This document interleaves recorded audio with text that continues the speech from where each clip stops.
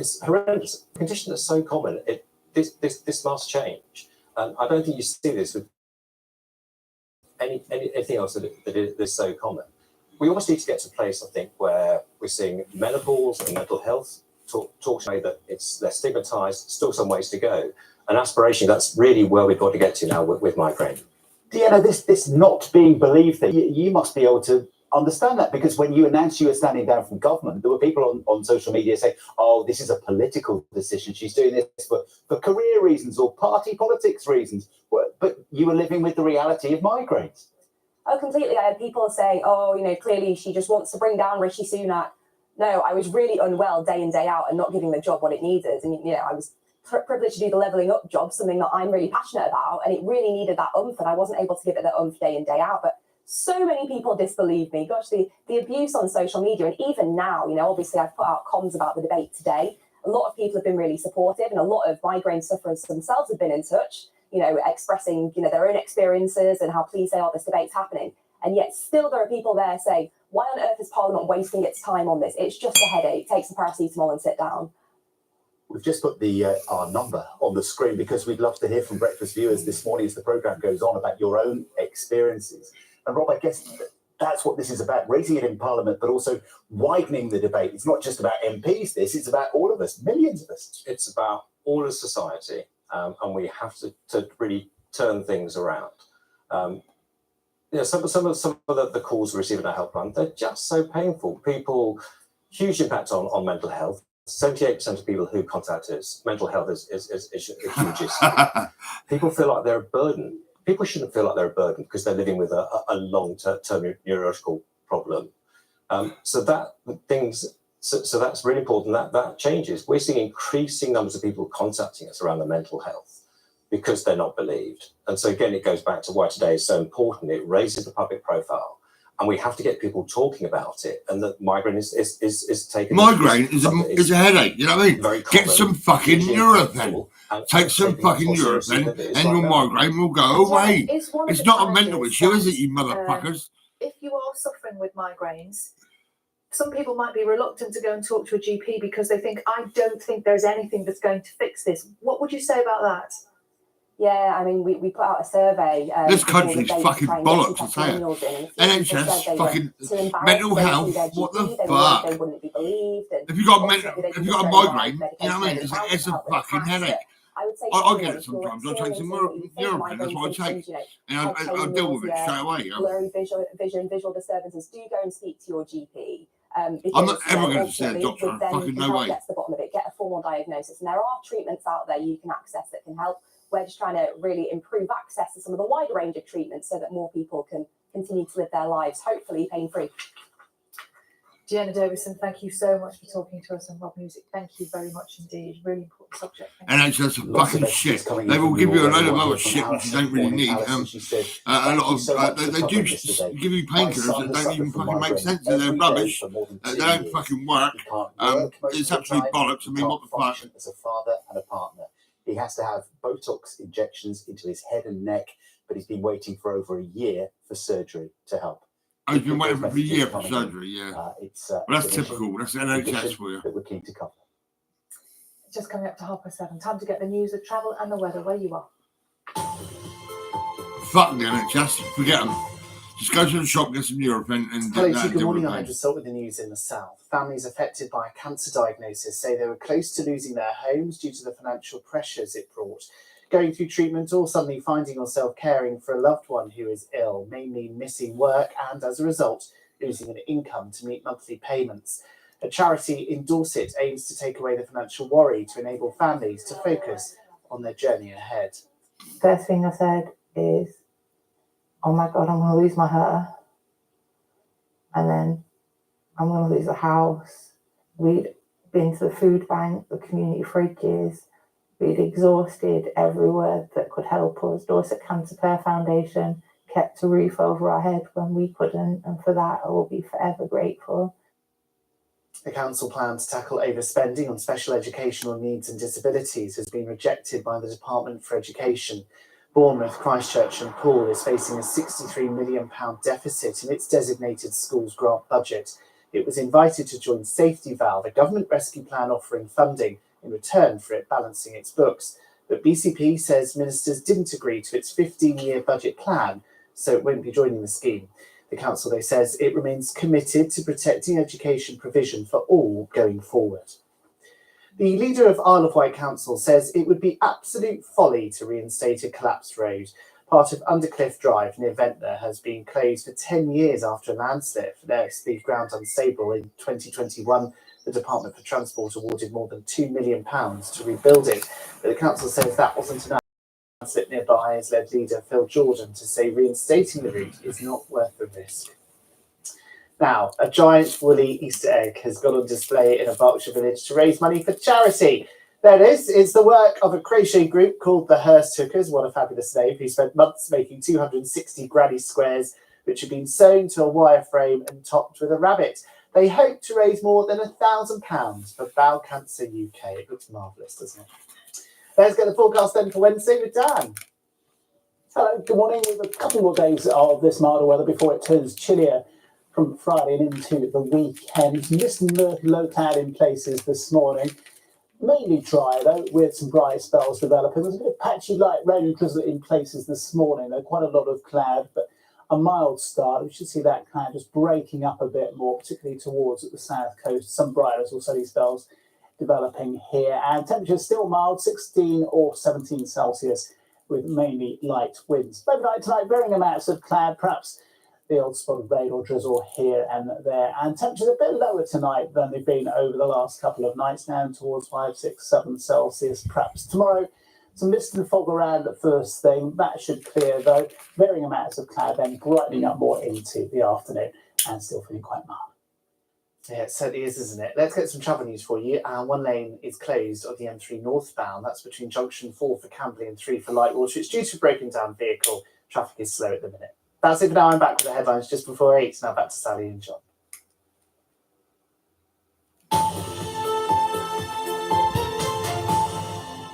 Good morning. Just after 7:30 on Wednesday. Breakfast today with Sally and John. Now, 15 synthetic opioids will be banned in England and Wales from today as a BBC investigation reveals that government data might be underestimating the spread of the drugs, which are known as nitazines. Yeah, the Department of Health recorded just 19 non-fatal overdoses linked to the drugs in the second half of last year, but there have been more than 100 deaths since last summer. Our Midlands correspondent Navtej Johal has spoken to one man who nearly died from an accidental overdose. Drugs causes so much chaos and disaster. It's horrible. So people to stop. I shouldn't be sat here now. Someone up there that can open me. So on August 23, I took nitazine and I never want to take it again. Matt started using drugs when he was just 12 years old. He's been addicted to heroin most of his life. But last summer, while using what he thought was heroin, he ended up in hospital. It has a big impact on your mental health. It had been laced with a new super-strength street drug known as a nitazine. And what did they tell you had happened to you? That I had died.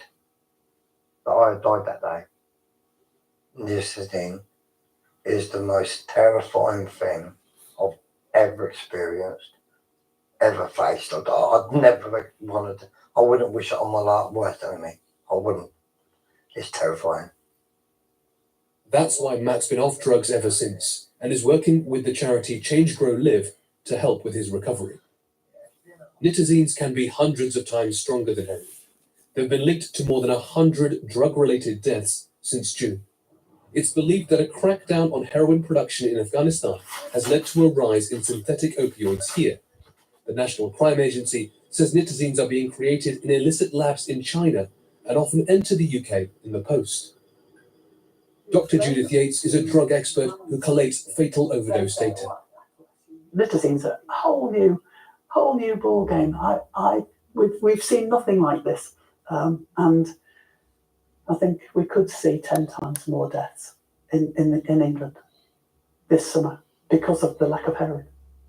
Dr. Yates and other experts we've spoken to believe the government is behind the curve in recording data which could help prevent deaths.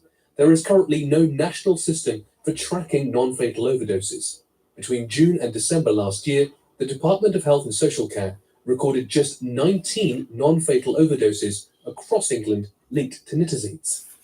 I think that figure is enormous underestimate, and I think it's worse than useless to be suggesting that there's maybe only 19. The government says it's trying to address these concerns. This is one of its drug testing facilities. It says it will analyse wastewater for the presence of synthetic drugs and record spikes in overdoses. And from today, 15 synthetic opioids, 14 of them nitazines, will be controlled as Class A drugs. Well, over the last 9 months, we've pulled together an early warning system drawing on tests done at the border, tests done on samples that have been seized, post-mortem toxicology, as well as overdose reports that I think does give us a complete picture. Meanwhile, the Department of Health says it has a surveillance system in place to collect information on the nature and location of novel drug use, and that work is ongoing to improve it. But for those who know firsthand the damage nitazines can cause, they're worried about what's to come. Please stop using, because it doesn't just impact you, it impacts your family, your loved ones. And the dealers don't care. They want your money. Don't give it to them. Your life's worth more than a £10 bag. Navtej Johal, BBC News. We are joined here in the studio now by Pastor Mick Fleming and Professor Harry Sumnall, Professor of Substance Abuse at Liverpool John Moores University. Mick, if we could start with you. Yeah. What do you make of this announcement? How effective do you think it might be? I think it's more about awareness, the awareness to the addict, but also the awareness to the general public. What we're seeing is so many more people dying of overdoses. We're doing more funerals, within the ministry, and there's a lack of awareness to the general public. It's kind of, we're not seeing the police forces come forward to carry naloxone, the antidote to opiates. So the awareness isn't out there. So I'm grateful to be on here just to speak about that awareness. And there is a solution. There is harm reduction is the way forward. So on harm reduction, so how does that work? So harm reduction is, that's like an example really. So if you overdose with an opiate and I stick that in you, you don't die. So what's in there? It's called naloxone, so it's an antidote to the opiate in your system. It works for the nitazines as well. And that has to be obviously prescribed? Or... No. It's a very short training process that all drug and alcohol services will have, and the stuff's free. So if the police were carrying that across the country, or the general public, if you think of the bus stations, the places where people are likely to overdose, if that was available, the deaths would stop tenfold. And so my perspective is the life of an addict is the same as anybody else's. And I feel it's about people being devalued, and it's about putting that information out there so that lives can be saved. Harry, we heard the policing minister in Navtej's report there talking about the fact that the government is now banning a number of these substances. How far will that go? Is that likely to stop the problem? You can understand why governments, not just in the UK but internationally, move to control the sale and production of these drugs. But what we have found historically is that when one set of drugs is banned, is controlled, quickly a new set of drugs, similar drugs, and often more dangerous and more harmful drugs emerge. Many of the drugs which are being controlled today are already controlled under other legislation, which means that you can't sell them, you can't import them. That doesn't seem to have had much of an impact. I think the government's probably thinking with the introduction of new penalties that might make an impact. But I think perhaps history lessons suggest that that's not the way forward. We need to have other approaches as well. And Harry, what's the science behind it then? So if these particular types of drugs are being banned, how different would any other drug need to be? Significantly different or it's not? Relatively easy to adjust the structure of some of these drugs. If we think of high-intensity computing and AI, for example, looking into the future about how many different types of new drugs are available. This legislation controls specific drugs, but it would be very easy for international illicit chemists and organised crime groups to order and design slightly different drugs which escape this set of controls, which is why this is a bigger issue than simply banning 15 drugs today. And Mick, the human impact of this, I mean, you're out on the street, you're in the community, you're helping people all the time. When you see the official figures from the government recording 19 non-fatal overdoses in the second half of last year, how does that figure compare with what you see in reality now? No, it's erroneous, it's not true, it's not real. So the testing, I think, Harry kind of backed me up on this. So they've only just started to specifically test for the nitizenes anyway, haven't they? So they don't know. The number of deaths, I don't need a calculator, I'm seeing it every day. And I'm seeing a lot more than I've ever seen. Really? Because you've talked to us in the past about other drugs. But this is different. We're seeing hardcore drug users that don't die overdosing because they know how to use, they know what to use, they know how much to use. So therefore, there's something wrong with the gear that they're putting into themselves, and they're dying. You know, it's not people who've just come out of prison and aren't used for a while. So when you see that happening, you know what it is. You know, I'm not a scientist, but I know what it is because I'm seeing it. And we're seeing more and more bodies. And what sort of impact is that having on the families that you see? Horrendous. It's horrendous. You know, and it's taking hope away from people. And I believe addiction is an illness. I genuinely believe it's an illness. And I believe that these people suffer with a genuine illness that, you know, can be tackled if they can be helped to stay alive long enough. And Harry, it's all very well taking measures in this country. How difficult is it to control the market, which comes from all around the world? Yes, that's a very good point. It's a global market. So people, if they were so minded here in the United Kingdom, could easily source some of these very potent drugs internationally. And unfortunately, they're very unlikely to be seized and detected at the borders because they're so potent and they can be easily imported simply through the parcel packaging. Internationally, the United Nations obviously is trying to coordinate global activities around this, but it requires close cooperation with countries such as China, India and Turkey more recently, where some of these illicit labs are based. And it's a real coordinated effort, not just to focus on the end product, but also what we call precursor chemicals as well, the chemicals which are used to produce these types of opioids. And it's very complicated. Dead simply, what is it about these drugs that makes them so dangerous, so much more dangerous? They're very potent. So it depends on the type of drug, but some of them are perhaps 50, 100 times more potent than heroin, which of course is a very harmful drug. So it means that somebody would require a much smaller amount, not only to get the desired effect, but a much smaller amount to actually overdose. If people are taking other drugs, there's an interaction as well, and the overdose risk increases. And Mick, other than harm reduction, what else can be done? I think it's awareness. It's kind of education. You're not going to stop somebody using because the risk of death won't stop a drug addict taking drugs.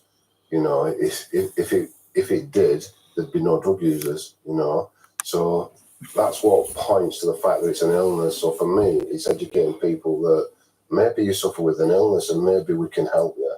And I think the solution is in community, bringing people together and helping people onto a pathway that's different and building a better community. That's what we do at Church on the Street. That's the type of work that we do. So there is hope. There is hope. Thank you both for coming in and talking about this morning. Thank you. Cheers. Thank you. It is 8:15 exactly. You're watching Breakfast on BBC News. John's going to be joining us to talk about the sport in a second. And we're talking about the Olympics, but we're not necessarily talking about the positives and the sport because there's a lot of politics involved as well. Right, John? Yes, that's right. Thanks, John. Good morning. Hello again. That's where we're starting with Paris, looking ahead to the Olympics, of course, fast arriving on the horizon, and the latest on Russian and Belarusian athletes who will be competing as neutrals this summer, but won't be participating in the opening ceremony after being excluded by the IOC. Athletes from both countries were banned following Russia's invasion of Ukraine back in February 2022. However, athletes from Russia and Belarus who qualify can compete as neutrals, but won't feature in the traditional curtain raiser. The IOC said they are individual athletes. A decision on them being involved in the closing ceremony will come later. Chelsea women's head coach Emma Hayes takes up her job with the United States this summer. You wonder, how many trophies will she be packing with her? Her side are 3-0 up on the brink of the Champions League semi-finals and still in the hunt for 4 trophies following a night of dominance in the Dutch capital, beating Ajax 3-0 in the first leg of their quarter-final. Lauren James with their opener there, Sayoko Nuskin with 2 more, as Hayes looks to lead the team to the trophy for the first time in their history. The BBC understands that 2-time Grand Slam champion Aryna Sabalenka will play as planned at the Miami Open, despite the death of her partner, Konstantin Koltsov, on Tuesday. She wasn't set to be in action until Thursday or Friday and has been given a first-round bye, although it's understood there may be discretion in the scheduling, given the circumstances. Miami police have said in a statement that no foul play is suspected around Koltsov's death. Well, Sabalenka will face Paula Badosa in that second-round match after she spoiled Simona Halep's return to the court following a successful appeal to the Court of Arbitration for Sport over her. And for something that's had a few people baffled, why was Sir Alex Ferguson, seen there, the legendary football manager, of course, receiving a scarf and a shirt from the German club Eintracht Frankfurt? Why? Well, it turns out, shortly after joining Rangers as a player in 1967, he scored a hat-trick against them on his debut. We thought he was noted for his performances as a manager. Well, turns out he was a pretty good goal scorer as well. After joining Rangers, he went and scored 3 goals against Eintracht Frankfurt on his debut, no less. And with Frankfurt playing Aberdeen in the Europa League this week, they thought, let's pay a visit to Sir Alex. Of course. And in doing so, gave him a shirt and a scarf as well, in recognition of his goal-scoring talents, not just his managerial talents. You've solved the mystery, John. There we go. Easily explained. He looked very chuffed with that. Yeah, please. Didn't he? Forget the trophies. A scarf and a shirt will do it for Sir Alex. Yeah. Thank you, John. Now, the Paracycling Track World Championships kicks off today in Rio de Janeiro, and for many athletes, it's their final chance to qualify for Paralympics. And hoping to add to their already impressive medal haul will be golden couple Laura and Neil Fackie, who, as well as defending their Paralympic titles, are also having to balance competing and parenting, as Sally Hurst has been finding out. Right off the slide. At home with the Fackies, Laura is a 2-time Paralympic champion, leading from start to finish. Neil has 19 world titles. Gold medal going to Great Britain. Wow, what a ride. Good boy. They're parents to 16-month-old Fraser, and the juggle is real. He's just like so full on. He's definitely my child. Like, he just doesn't stop. He's constantly jumping up and down. The day before my first event, I was up at 4 a.m. with him, kind of rocking back and forth, thinking, I've got to be racing a world champion in a few hours. This is probably not ideal preparation. At the Cycling World Championships in Glasgow last year, Laura won silver in the pursuit just 9 months after giving birth. But behind that podium smile, life as a new mum was tough. And as an elite athlete, you're used to pushing your body to the limit, but is motherhood the hardest thing you've ever done? Pushing your body and training and that is hard, don't get me wrong, and it's painful, but you're the one in control. Whereas being a parent, you're not necessarily in control. Children don't come with a manual, and even if they did, they wouldn't do what the manual says anyway. I'm quite a logical thinker, and babies don't do that.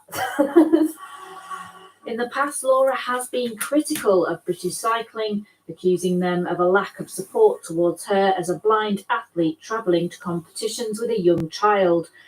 British Cycling referred itself to an external investigation, She says since then things have got better. British Cycling have kind of supported me a lot more around travelling out to Rio and that, so that I can stay close with Fraser. Neil is going into the Worlds as defending champion in 3 events. That's another world title for Neil Faki. Yeah, Glasgow was incredible. One of those goals was by the tiniest of margins as well, so it was tight. Away with those 3 goals, and obviously have Fraser there was like a really special moment. Do you know yet if Fraser also has an eye condition? You can kind of tell already that he has a visual impairment, which in some ways, certainly for Laura and for myself as well, is not a relief. I'd love for him to be fully sighted, but it's a world we know very well. Laura comes from a family of people who are either blind or visually impaired, and they've all achieved incredible things. With the Paralympics on the horizon, all the Faki family are hoping to enjoy the ride. Sally Hurst, BBC News, Manchester. Good luck to them. Rio awaits. It's 7:51 exactly. Let's go to Carol, who has a little hint of the weather I think behind her. Looks a little bit misty murky there, Carol. Good morning, both. You're absolutely right, Sal, and good morning to you too. It is misty and murky. We've got a lot of cloud around, and also some of us seeing some rain. And actually, as we go through the rest of this week, what you can expect is wet and windy weather at times, and we're also looking at much milder conditions at the moment. And then it's going to turn colder as we head on through the course of the weekend with the significant wind chill. Oh my God. What's happening today is we've got these weather fronts which have been producing the rain overnight. They're pushing in the direction of the North Sea. A ridge of high pressure builds in behind them, so things will settle down from the northwest. But it's been a wet start to the day across many parts. And as we go through the rest of the day, this rain will continue to slowly drift in the direction of the North Sea. To the south of it, it will brighten up. We see some sunny spells, but it will brighten up across Scotland and Northern Ireland, and later potentially northwest England and North. The temperatures today, 7 to about 17 degrees, but dependent on the amount of sunshine we get in the south, we could well reach 18 degrees. Heading on then through the evening and overnight, our weather front eventually makes it down towards the south. There'll be a legacy of cloud. Clear skies follow on behind. For a time, there'll be a touch of frost, but we've got another weather front coming in. That will introduce thicker cloud, some more rain, and also windier conditions. So temperatures will actually lift a little bit, but it's still going to feel cold wherever you are. Into tomorrow then, our weather front slowly slips southwards. It's going to be a windy day, particularly across the north of the country. Come further south, it's drier. Still, there'll be some cloud lingering, but at times we'll see that break and some sunshine coming through. And temperatures 9 in the north to 16 as we push down towards the south. Now on Thursday, we've got this cold front, which is going to continue to push southwards through the course of the day. The squeeze on those isobars tells you it's going to be windy, potentially with gales across the far north of the country. And we'll have a legacy of cloud lingering in the far south of England for much of the day. But in between, some brighter skies, some showers. Some of those will be wintry across the hills of Scotland, potentially Northern Ireland. They could be heavy and thundery as well. But in between, note the drier conditions. But the temperature will have gone down by then. We're looking at a high of up to 13 degrees instead of potentially the 17 or 18 we're looking at today. Then as we head into the weekend, it remains cold. We've got a northerly component to the wind. On Monday, we might see something a little bit milder coming our way, but Saturday tells its own story. Cold, windy, a plethora of showers, wintry on the hills. At lower levels, there'll largely be of rain. You could have some hail and some thunder in there as well. And despite these temperatures, with the wind chill, it will feel even colder. Sal and John. Carol, thank you. I'm looking at London, I'm looking at the wind speeds, and I'm looking at the visibility. Oh, yes. We're heading there right now. Yes. Thank you. With good reason. Yeah. I bet someone else is watching it very, very closely. Of course, it's the first day of spring, and if you're thinking perhaps of a little bit of a spring clean, you're not alone. The London have paint at the moment, and they need a bit of help. They do. So our very own John Maguire has gone to give them a hand. And you're really going up there, John, up to the top. Well, not to the top, okay? It's not that bad.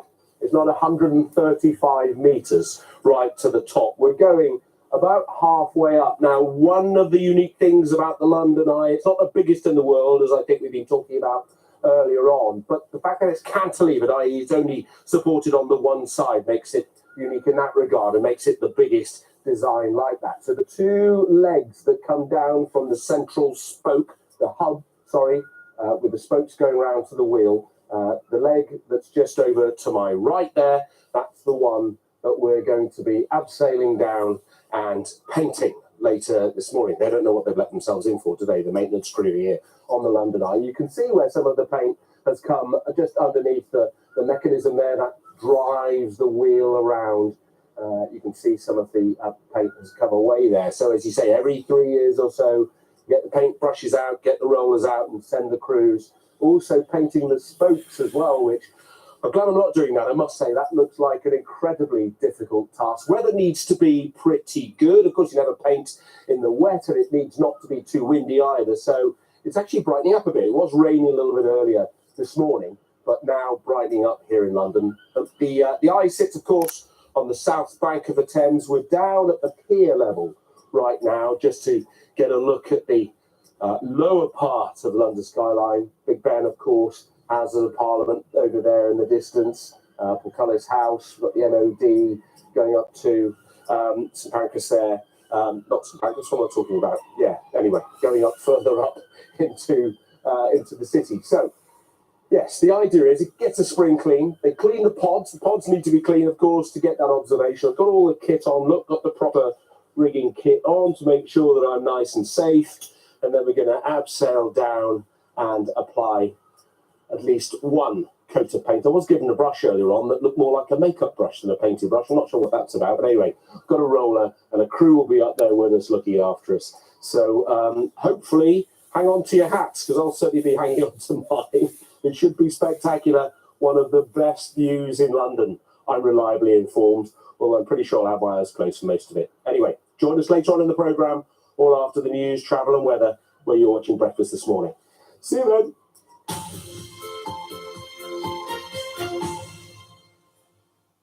Hello, Chief. Good morning. I'm Edward Salt with the news in the South. The BBC South investigation has found waiting times to access most of England's adult gender identity clinics have at least doubled since 2018. Some transgender people in the South have been waiting as long as 5 years on average. They should be given an appointment within 18 weeks. Chrissy is one of those waiting. I cannot afford to dwell upon not being able to transition. Yes, I am strong and I am resilient, supposedly, but I go through such crushing despair. Well, NHS England says it's been providing more investment to clear the backlog. Next today, a council plan to tackle overspending on special educational needs and disabilities has been rejected by the Department for Education. Bournemouth, Christchurch and Poole is facing a £63 million deficit in its designated schools grant budget.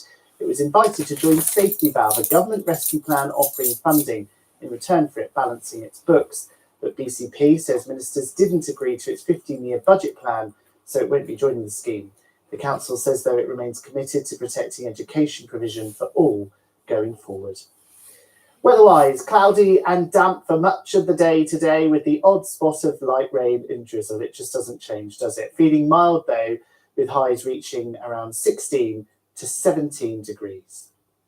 That's it for now. I'm back with you in half an hour's time. Join me then if you can. Sally and John have the headlines at 8, coming up shortly.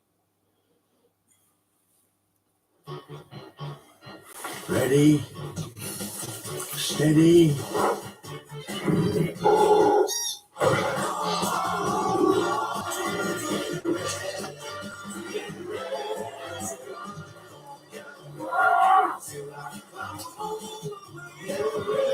I've got away with this. Get ready for Mammoth, coming soon to BBC One and iPlayer.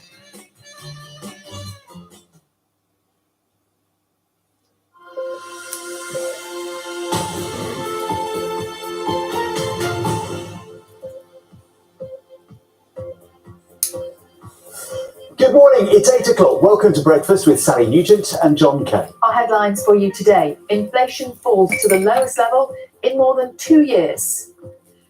Finally, food price rises are starting to slow as the cost of living continues to rise, but at a slower rate. Could interest rates follow? I take a look at why you might not be feeling the benefits for a while. Also this morning, did hospital staff try to access confidential medical records belonging to the Princess of Wales? The UK's data protection watchdog says it's assessing a report of a breach of Catherine's privacy. Cracking down on vaping as the government moves to raise the minimum age for buying tobacco products. Presenter Jordan North investigates what's in the vapes he's smoking. We're going to meet the dogs who are saving the lives of other pets by donating blood. Good morning. It's a cloudy and a wet start to the day for most of us this morning, but for many of us, it will dry up and brighten up through the course of the day. It's going to be mild, but it is turning colder. I'll have all the details later.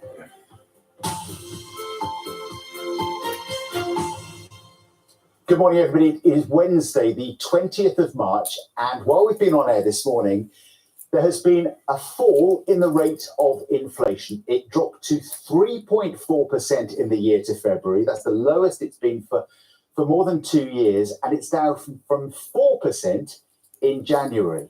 But that is still above the Bank of England's target rate, which is 2%. Well, the Chancellor, Jeremy Hunt, says the figures show that the government's plan is working. But Labour's Rachel Reeves says prices are still high and economists don't expect changes to interest rates before the summer. Well, to explain all of this, Nina is here and she's going to take us through what all of these numbers actually mean. Yes, good morning. So the cost of living, how quickly prices have been rising, has dominated lots of discussions here and in many homes over the past 2 years. But last month, in February, those climbing prices slowed to 3.4%, a further drop than expected, driven largely by food price rises slowing, therefore in cafes and restaurants too. We're now back at a much healthier inflation point, closer to the Bank of England's target of 2%, and you have to go all the way back to September 2021 to find it lower. And this is important because those shocks at the till should slow down, and also the Bank of England will consider this nudge towards normal when they look at interest rates.